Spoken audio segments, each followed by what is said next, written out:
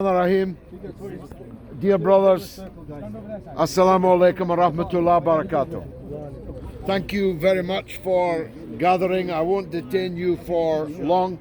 We don't want to block the road, and many people have got to get away to work and so on.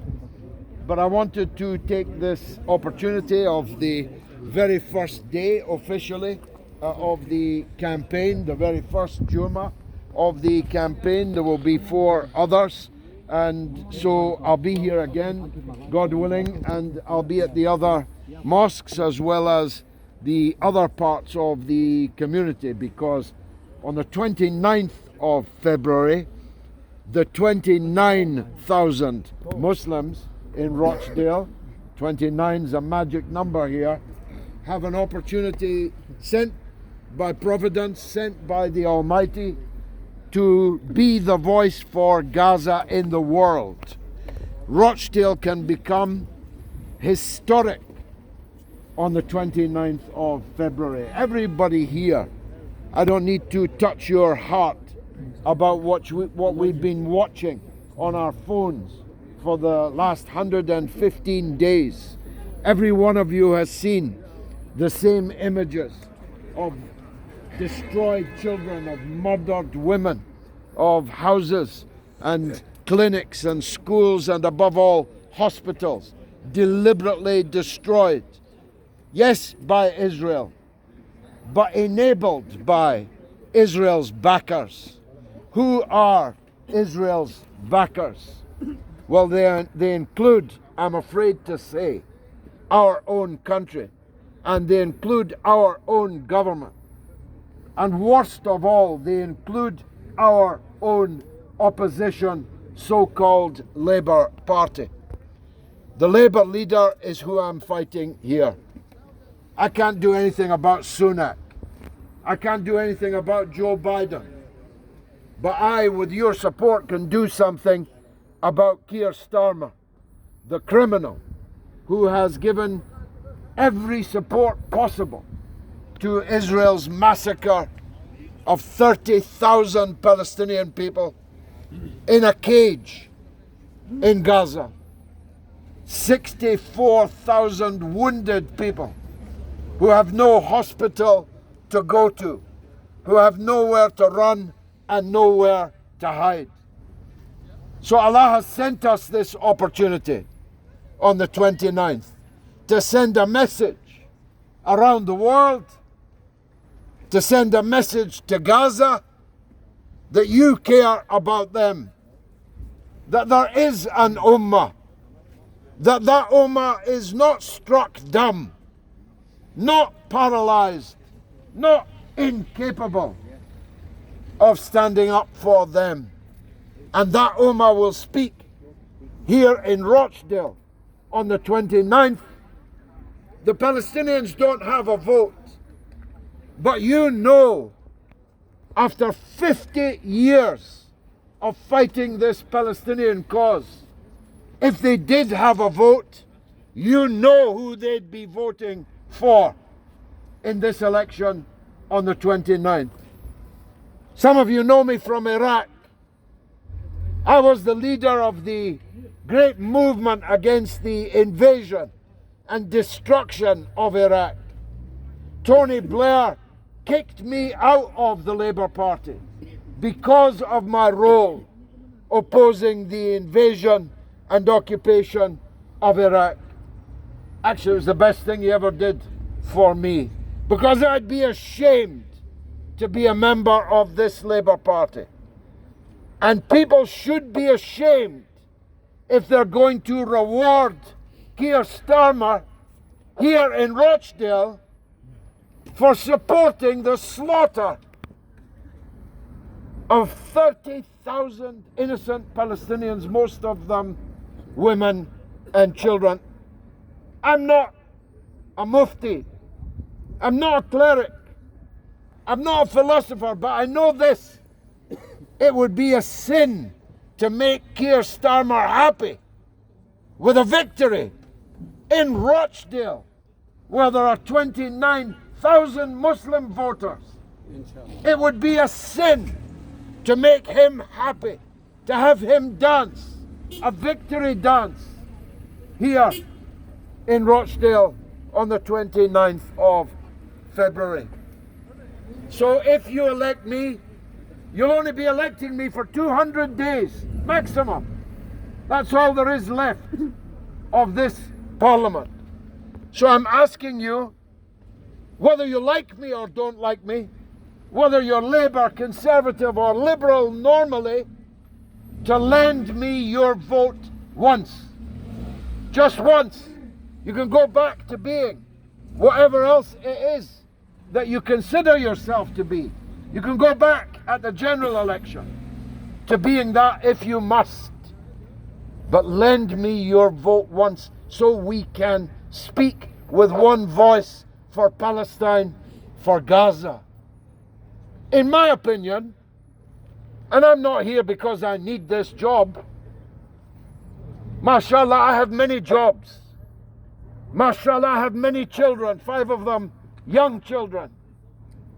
One of them, Mustaqim, here today. I don't need the job. I don't need the money.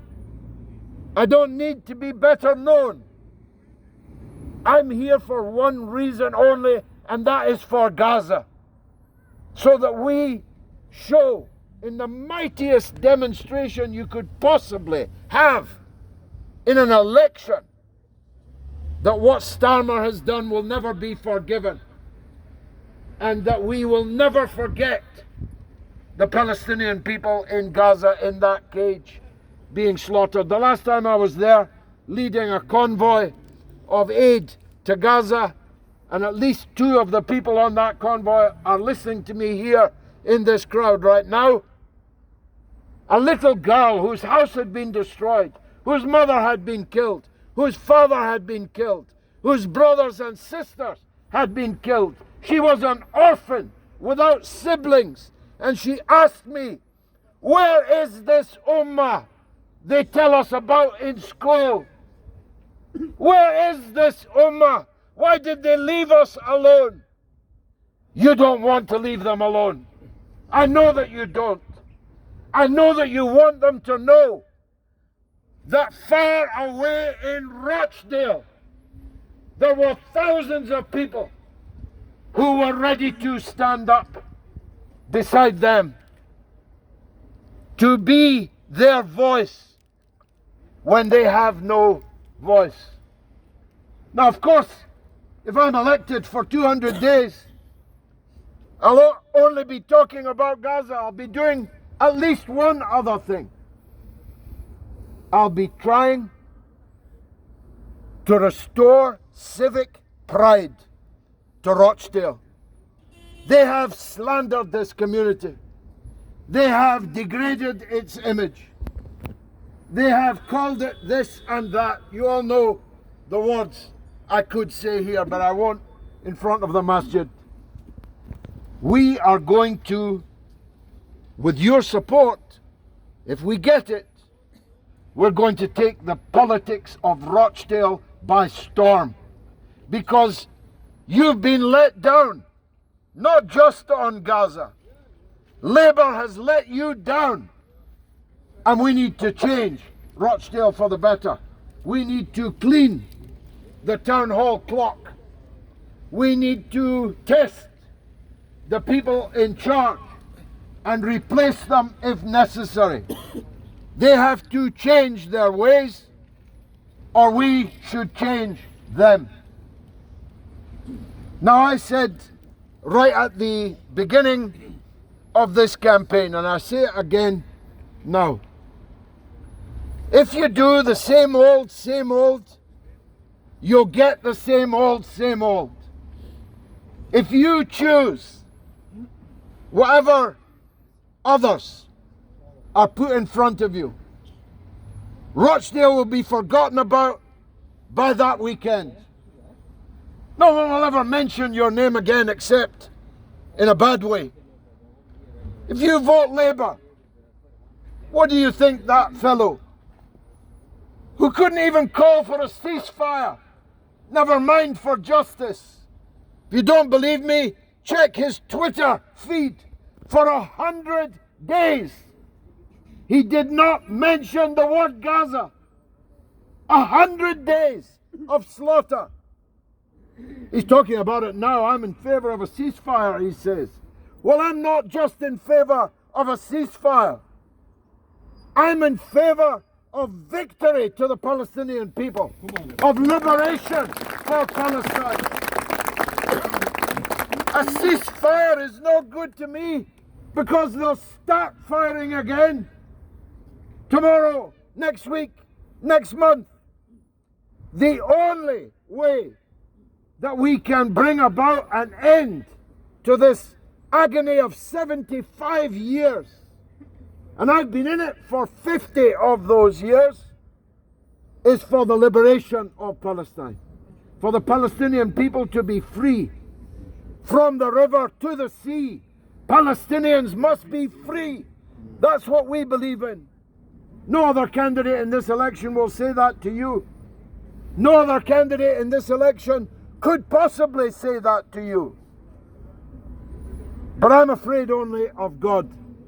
I have no leader, no man telling me what to say, what to think. If I'm the MP here, the only master I'll have is you. Nobody whips me, even when I was a Labour MP. Nobody whipped me. I did what my conscience told me to do. People say, if you had kept your opposition to the Iraq war on a low gas, you might have gone far. You might have gone to the farthest. But here I stand. I can do no other. Because I'm a believer, I can do no other. Because I believe we're only here for a short time, and that the judgment day is the big election day. Because of that, I had no choice but to become the leading figure in the movement against the war on Iraq. And it's in that garb that I come before you now. I promise you it's not self-interest. My wife's threatening to divorce me for standing in yet another election. I'm here for Gaza. I'm here for that little girl who asks, where is the Ummah? I want to show her that there is an Ummah. There is an Ummah. And that it is ready to act. Allah commands that if you can raise your hand against injustice, that you must do so. If you cannot raise your hand, you must use your lips to speak against injustice. And if you cannot do that, you must curse injustice in your heart. We can raise our hands. We can raise our words as well as cursing it in our hearts. And we do that peacefully, democratically, with a pencil, on a paper. 1x once. Once is all I'm asking you. 1x once. And send a message that will exhilarate people all over the world. Make the evil people sad and unhappy and worried and nervous. How are we going to control this? What if it spreads to other towns, to other cities? What if Muslims everywhere in Britain say to Keir Starmer, no way will we support you after what you have done? Don't you want to be a part of that? Don't you want Rochdale always to be remembered? Don't you want to write Rochdale's name in history? We have that chance. And I'm asking every one of you to rally all of your family members, male, female, young, old. I'm asking all of you to spread the word that the chance has been sent to us here on the 29th, and we must not waste it. We must not let the evil triumph. My headquarters are in Crawford Street. It's open 7 days a week. At the moment, almost 24 hours a day. You're all welcome there. You're welcome now. If you want to talk with me, you're welcome on Tuesday night at 7 p.m. for the official campaign launch. Crawford Street, the Suzuki car dealership, Brother Imtiaz has turned it over to us as our headquarters. There'll be tea, coffee, and so on. 7 o'clock on Tuesday for the official launch of our campaign. I close with this because I'm blocking the traffic. I close with this. There may be other issues. You may not agree with me on other issues. But frankly, any disagreement we have on any other issue is small compared with the slaughter in Gaza. It's small compared with the genocide. Do you know that Keir Starmer is a King's Counsel? And he has still not said one single word about the decision of the court in The Hague that Israel is involved in genocide and must bring it to an end. Imagine a Labour leader, a Queen's Counsel, a human rights lawyer has not said one single word. That's the kind of Labour leadership we have now. I spoke to a Labour councillor last night in Manchester who's just left the Labour Party very heroically because his 5-year-old girl asked him, "Daddy, what are we doing about this in Gaza?" And he couldn't answer her, so he resigned from the Labour Party. A councillor in Kirklees, down in Dewsbury, he said they were told from Labour they could not put Palestinian flags in their Twitter handles. They could not wear badges. They could not fly flags. They couldn't even put a bumper sticker on. That was an instruction from Labour, which has made this violent turn towards Israel, has witch hunted Jeremy Corbyn and his supporters because of Israel. That's the kind of Labour Party we have now. And frankly, if we don't get rid of them now that we can, then we deserve it. If we don't respect ourselves, why should anybody else respect us? If we're going to give votes to people supporting the slaughter of our own people, then why should anyone else respect us? Thank you for gathering today. This will not be the last time you see me. And if you elect me on the 29th of February, you'll see me every day here in Rochdale and on the floor of the House of Commons holding these criminals to account in a way that, thanks to God, I am able to do. Wassalamu alaikum wa rahmatullahi wa barakatuh. Free, free, Palestine. Free, free, Palestine. Free, free, Palestine. Free, free, Palestine.